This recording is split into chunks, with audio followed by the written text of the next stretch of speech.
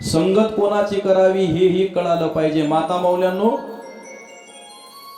या कथेच्या मंडपात येऊनच महाराज कथा श्रवण केली पाहिजे. मी तुम्हाला सांगितलं, काया वाचा मनानं पवित्र व्हा आणि इथं येऊनच कथा श्रवण करा. इथं येऊन बरेच जण म्हणतील, महाराज 3 तास आम्हाला मांडी घालून बसणं होत नाही. आपल्या कथेचा नियमातला हा नियम मी वगळून टाकलेला आहे. कोणता? 3 तास तुम्हाला मांडी घालून बसणं होत नसेल, खालचा पाय वरी वरचा पाय खाली केला काही हरकत नाही. पाय लांबून बसलं तरी काही हरकत नाही. आणि जर अशी आजूबाजूला जागा असेल तर अंग टाकूनही कथा ऐकली. हा, फक्त घोरू नका म्हणजे झालं. आपल्याला अडचणच नाही. आपला नियम एकच, काया वाचा मनानं पवित्र व्हायचं आणि या कथेच्या मंडपातच यायचं. महिला मंडळी म्हणतील, महाराज एवढी सूट देता आता अजून एक सूट द्या. काय? घरी बसूनच ऐका म्हणून.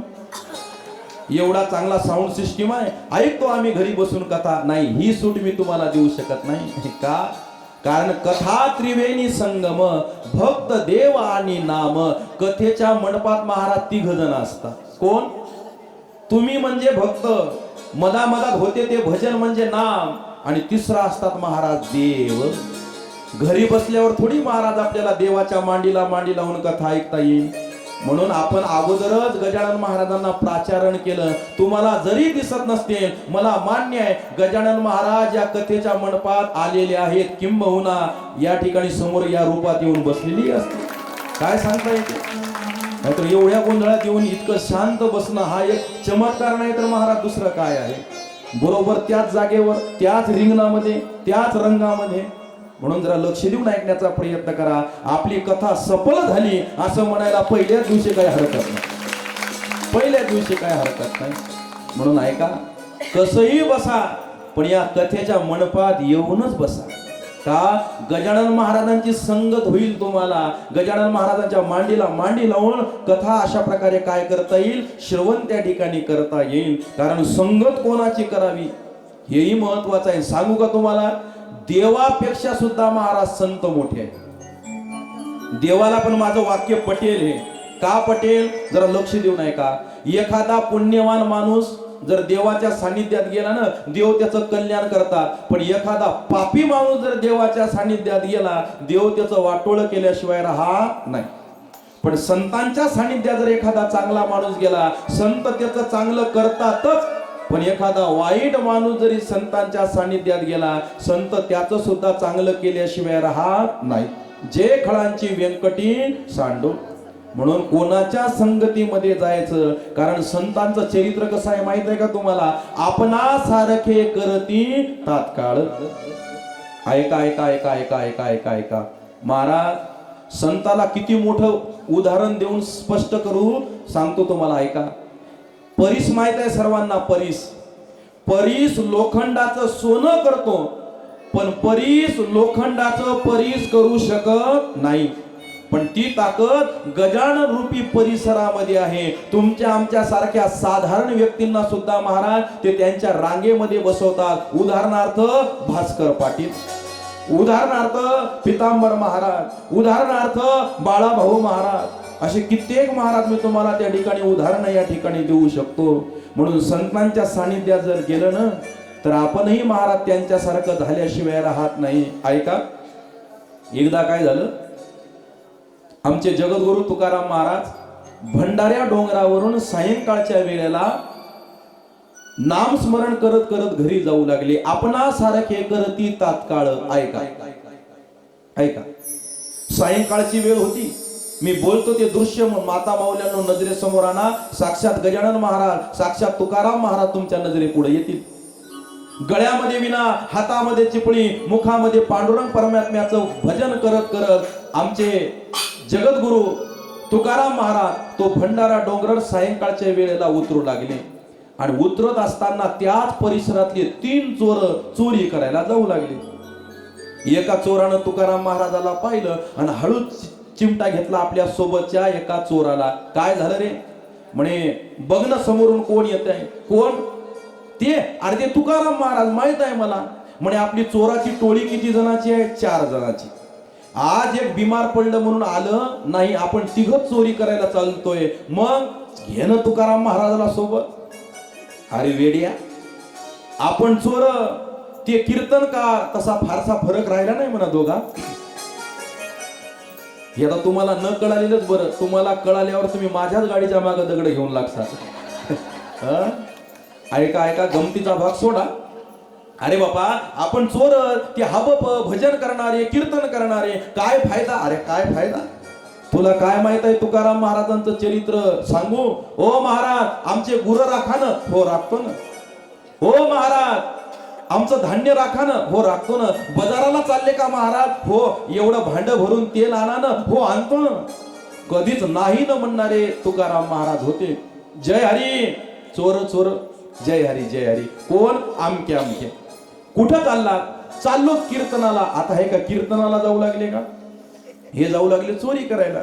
पण कीर्तन शब्द ऐकला की तुकाराम महाराजांनीच विनंती केली, मला येऊ द्या, यांना न्यायचंच होतं. निघले. कुठं निघले, काय निघले, काही पत्ता नाही. पांडुरंग पांडुरंग सारखं महाराज भजन.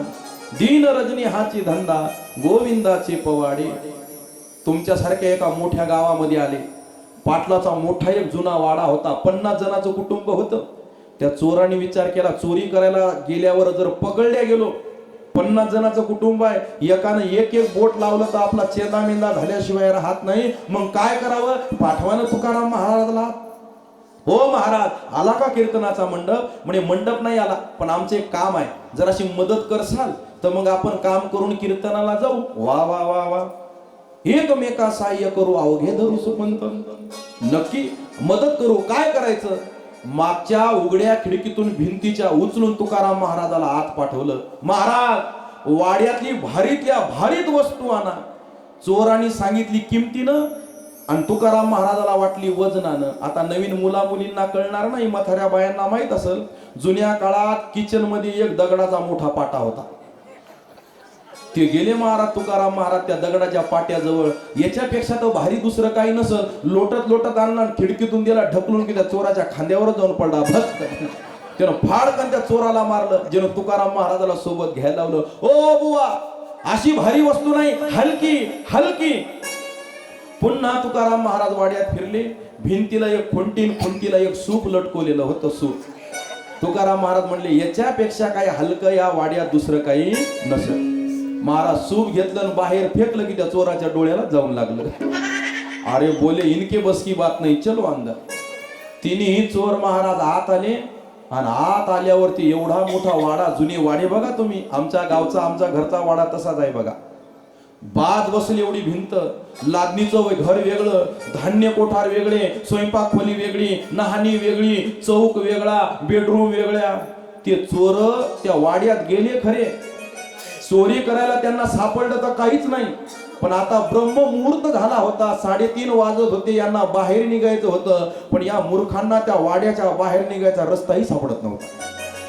4 वाजले, ब्रह्म मुहूर्त झाला. तुकोबारायांची काकड्याची वेळ झाली. तुकाराम महाराजांनी अंगावर थंड पाणी घेतलं, पुन्हा कपडे घातले, विण्याला स्वर लावला आणि महाराज भजन चालू केलं. उठा जागे वारे आता. भजन महाराज चोराच्या कानावर पडलं. बापा बापा बापा बापा. तुकाराम महाराजांचं भजन चालू झालं. आता वाड्यातली मंडळी उठणार, सगळे पैलवानच आहे. एकाने एक एक बोट लावलं तर आपला चेंदा मेंदा होईल. काय करावं? कणग होतं महाराज, कणग मोठं धान्य टाकण्याचं. त्या कणग्यात मांडल्या 3 उड्या. घर मालकाला आवाज आला, आपल्या वाड्यात कोणतरी भजन करतंय. कोण करतंय? पाहतात तर काय, साक्षात तुकाराम महाराज. वा वा वा. महाराज तुम्ही आले, किती माझं भाग्य. निरोप दिला असता, मंडप टाकला असता, साऊंड सिस्टीम लावली असती, लोकांना बोलवलं असतं. बरं आले तर आले, एकटेच आले. एकटा नाही, मग 3 वारकरी सोबत. वारकरी कुठे? एवढा मोठा वाडा आहे तुमचा, असतील कुठेतरी. महाराज ते कणग्यात भीतीनं थरथरू लागले, हलू लागले. ते हलू लागलं म्हणून ते कणग हलू लागलं. वाड्यातलं पोरग म्हणते, पप्पा बोक्या पडला वाटते कणग्यात. 3 होते, काढा बाहेर.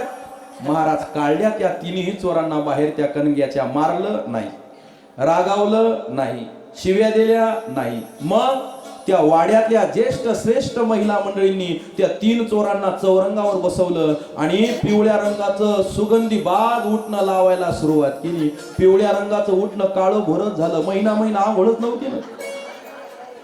महाराज एक तर असं रडू लागलं. ते म्हणे, काय झालं रडायला? म्हणे महिना झाला बायकोला म्हणू लागलो पाठ घास, पण बायको असून माझ्या पाठीला बोट लावलं नाही. ही माता मावलेही कोणता संबंध नसताना उठणं लावू लावू आंघोळ घालते. नवीन कपडे घालायला गेले, तुकाराम महाराजांच्या बाजूला बसवलं.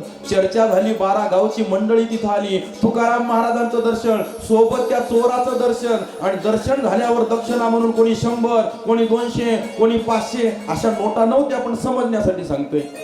महाराज 4 घंट्यात पैशाचा ढीग जमा झाला हो.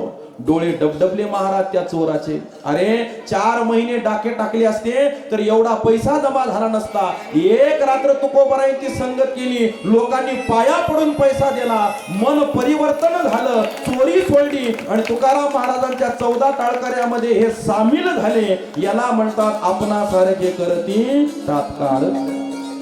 का गजानन महाराजांचं चरित्र ऐकायचं? कारण आपल्यालाही गजानन महाराजांसारखं व्हायचंय.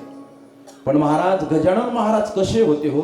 गजानन महाराजांचा चरित्र भाव कसा होता हो? म्हणून त्याच्यासाठी महाराज हा अट्टाहास आपल्याला 3 दिवस रोजच्या 3 घंट्यामध्ये अशा प्रकारे करण्याचा प्रयत्न करायचा आहे. म्हणून का संतांसोबतच मनोमार्गी गेला तो तेथेची मुकला. महाराज मनानं कुठेही काही काम करायचे नाही. मग काय करायचं? संतांच्या संगती मनोमार्ग गती. संतन के संग लाग रे वो तेरी अच्छी बनेगी.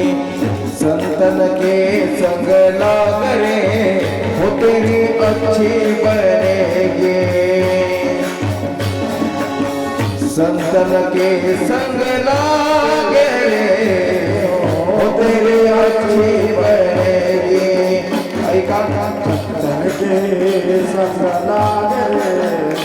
ऐका महिला मंडळी, संतांच्या सोबत आपल्याला जायचं आहे, कारण आपली इच्छा पूर्ण झाली पाहिजे. मग आपल्यालाही त्यांच्यासारखं करावं लागेल, भजन म्हणावं लागेल, पावल्या खेळाव्या लागतील, नाही का? चला सगळेजण आपापल्या जागेवर उभे राहा. आता गोल राऊंड करायला आपल्याजवळ मोठी जागा नाही, पण जागच्या जाग्यावर एक टाळी खाली आणि एक टाळी वरी, आणि इकडे आजूबाजूला जागा आहे बघा. जिथं जागा असेल तिथं महिला मंडळी असा गोल राऊंड करा. जिथं आता जागा असेल तिथं 5-5, 10-10 जणीचा गोल राऊंड, एक टाळी खाली एक टाळी वरी. संतांच्या संगतीत आपल्याला हा आनंद घेण्याचा प्रयत्न करायचा आहे. म्हणून सगळ्यांनी हा आनंद घ्या. माता माऊल्यांनो, आपल्याजवळ वेळ संपत आलेली आहे. सगळ्यांनी आनंद घ्या.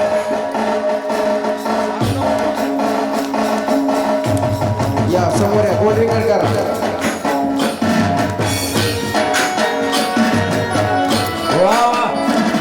सगळ्यांनी आनंद घ्या.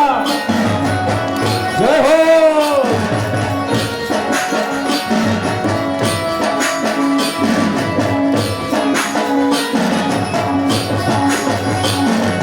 जय गजानन श्री गजानन. जय जय जय जय जय जय जय गजानन. जय गजानन श्री गजानन. जय जय जय जय जय जय गजानन. जय गजानन हो श्री गजानन. जय जय जय जय जय जय जय गजानन. जय गजानन श्री गजानन. जय जय जय जय जय जय श्री गजानन. सर्व महिला मंडळी आनंद घ्या. जय गजानन. वा वा.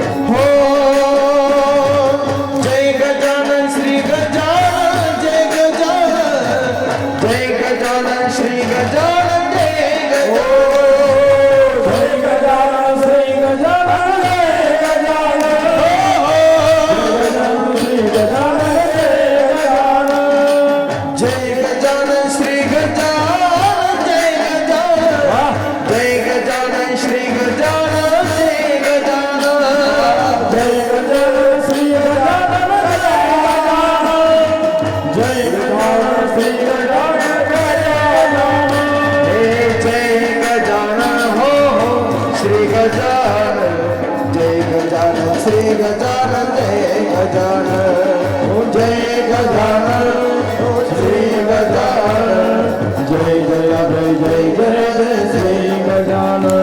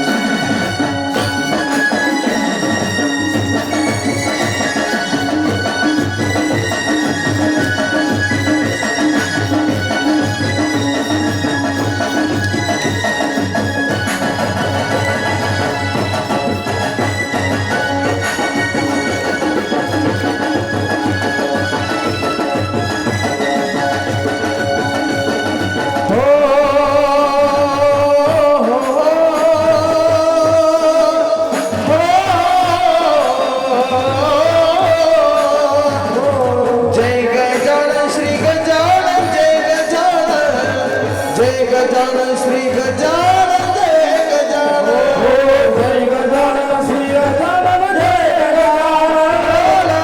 गजानन श्री गजानन जय गजानन जय गजानन श्री गजानन जय जय जय जय जय जय गजानन जय गजानन श्री गजानन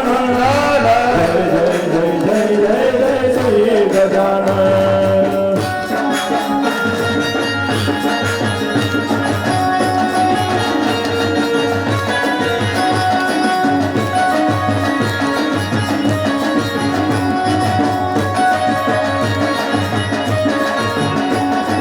ध्रुव जी की बन गई प्रहलाद जी की बन गई ध्रुव जी की बन गई प्रहलाद जी की बन गई बाबा से तो हौसले बनावे बाबा से तो हौसले बनावे मिट जाए दिल के दाग रे मिट जाए दिल के दाग रे हो तेरी अच्छी बनेगी हाँ संतन से जरा लाग रे हो तेरी अच्छी बनेगी संतन के संग लाग रे हो तेरी अच्छी बनेगी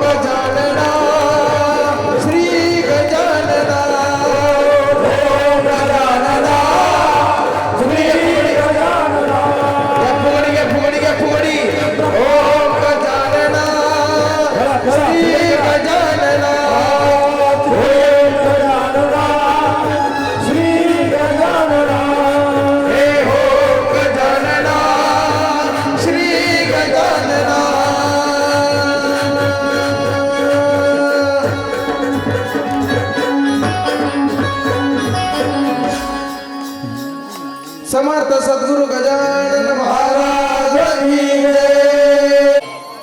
हाच आनंद उर्वरित दिवसामध्ये घेत घेत आपल्याला पावन पवित्र असं गजानन महाराजांचं चरित्र आपल्याला त्या ठिकाणी श्रवण करण्याचा प्रयत्न करायचा आहे. ऐका, तसा नियमित आपला जो कथेचा वेळ आहे 9:30 पर्यंतचा तो संपलेला आहे, पण उशिरा कथा सुरू झाल्यामुळे आपला हा कथाभाग अजून पुढे अर्धा तास आपल्याला 10 वाजेपर्यंत त्या ठिकाणी चालवायचा आहे. म्हणून रोजचा कार्यक्रम, रोजचा कथेचा भाग हा वेळेत अशा व्यवस्थित त्या ठिकाणी पार पडेल म्हणून अजून उरलेल्या अर्ध्या तासामध्ये आपल्याला गोड असं दासगणू महाराजांचं चरित्र त्या ठिकाणी श्रवण करण्याचा प्रयत्न करायचा आहे. महिला मंडळी ऐका, आता उरलेल्या वेळामध्ये महाराजांचं चरित्रभाव अशा प्रकारे कथा तुम्हाला सांगणार आहोत. त्याच्यानंतर उद्या काय काय आपल्याला कथा भाग श्रवण करायचा आहे, त्याच्यासाठी आपल्याला काय काय तयारी करायची आहे याचीही सूचना मला त्या ठिकाणी आपल्याला देण्याचा प्रयत्न त्या ठिकाणी करायचा आहे. म्हणून जरा लक्ष देऊन पुढचा अर्धा तास सर्वांगाचे कान करून कथा श्रवण करण्याचा प्रयत्न करायचा आहे. जरा ऐका, उरलेल्या अर्धा तासामध्येही आनंदाने कथा तुम्हाला श्रवण करायला मिळावी म्हणून मुद्दाम हा उभा राहून आपण हा आनंद घेण्याचा प्रयत्न केला. म्हणजे कोणाचे पाय आडगळून आले असतील, दुखत असतील तर ते आता मोकळे निश्चित अशा प्रकारे त्या ठिकाणी झाले असतील. चला,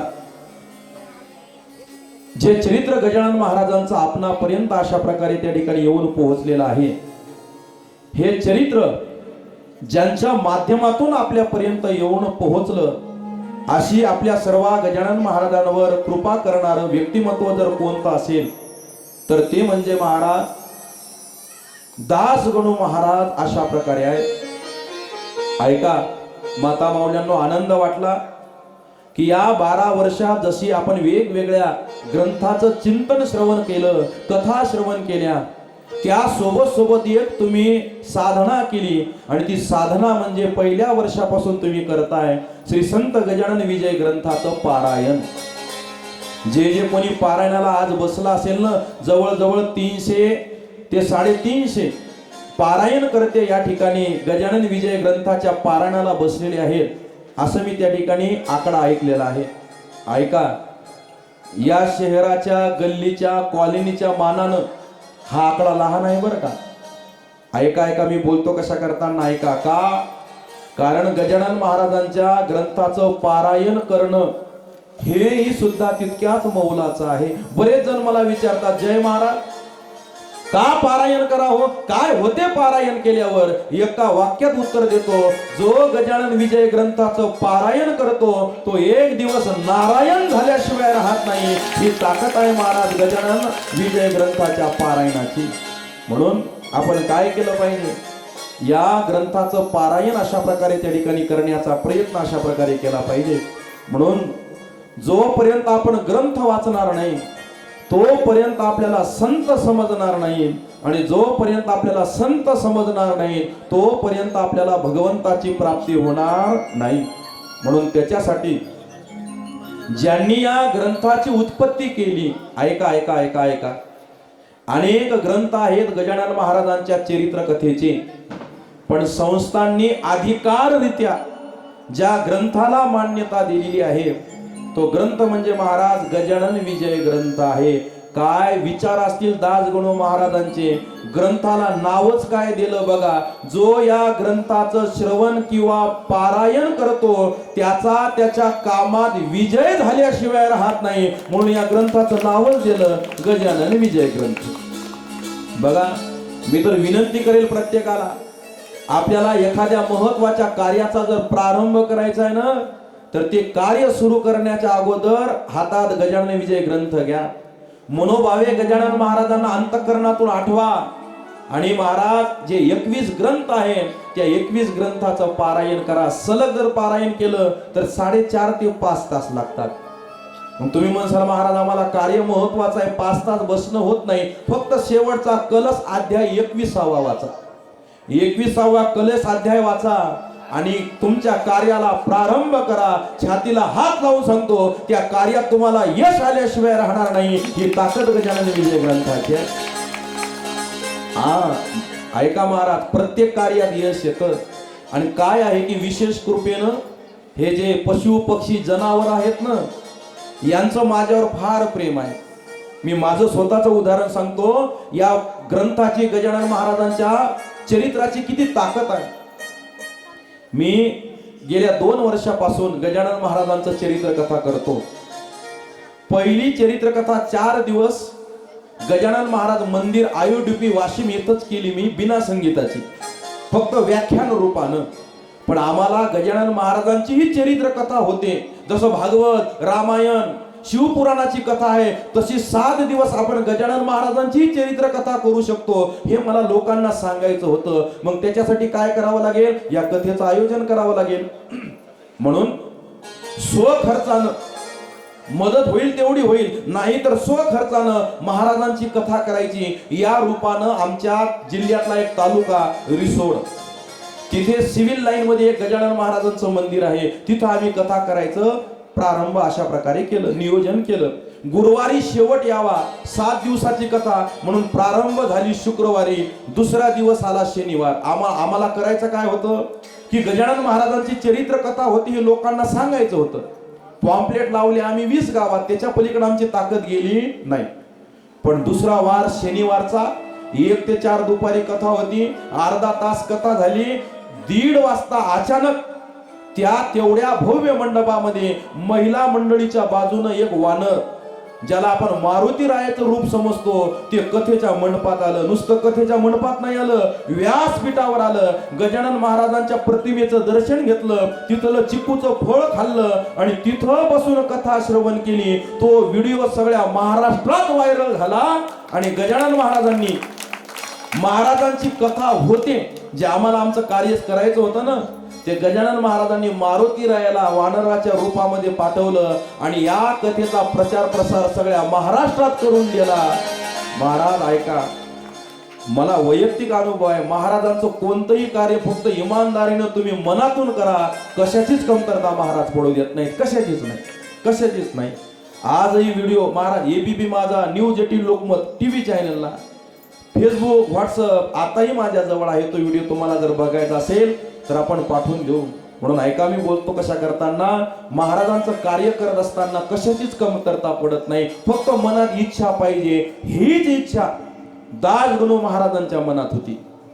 ऐका, शेगावचं मंडळ गेलं खरं दासगणू महाराजांकडे, रामचंद्र पाटील आदी करून मंडळी गेली दासगणू महाराजांकडे. पण तुम्हाला मी माहिती सांगतो नवीन, शेगावची मंडळी दासगणू महाराजांकडे जाण्याच्या अगोदरच दासगणू महाराजांची इच्छा होती की गजानन महाराजांचं चरित्र मी लिहिलं पाहिजे. पण खरं सांगू का, आज आपण दासगणू महाराजांना संत म्हणतो, पण जन्मता दासगणू महाराज काही संत नव्हते.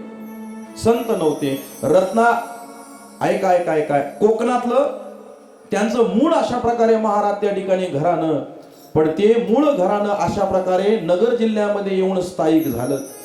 आणि आधुनिक काळाची महिपती म्हणून ज्यांची ओळख आहे असे आमचे महाराज त्या ठिकाणी दासगणू महाराज या अहमदनगर जिल्ह्यामध्ये अक्कोळनेर नावाचे एक गाव आहे, अक्कोळनेर.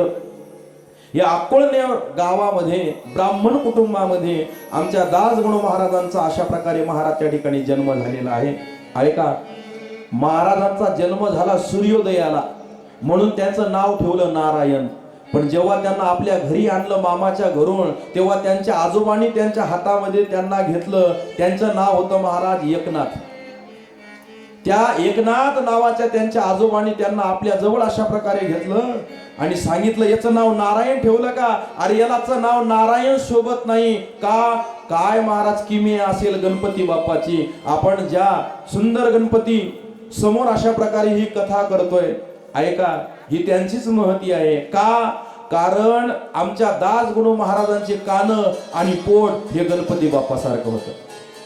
मग आजोबा म्हणले, अरे हे तर गणपती आहे, बघा याचं पोट, बघा याचं कान, याचं नाव नारायण नाही सोबत, याचं नाव गणपती शोभते. म्हणून दासगणू महाराजांचं नाव ठेवलं गणेश दत्तात्रय सहस्त्रबुद्धे, असं महाराज दासगणू महाराजांचं पूर्ण नाव होतं. 14व्या वर्षी उपनयन संस्कार झाला. 4थ्या वर्गापर्यंत त्यांनी शिक्षण घेतलं. त्या काळी महाराज ते शिक्षण म्हणजे सुद्धा फार वाटायचं. त्यांना आवड निर्माण झाली कलेची.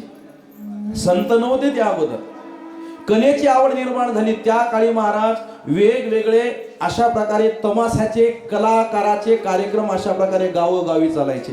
कला संच असायचे तमाशाचे.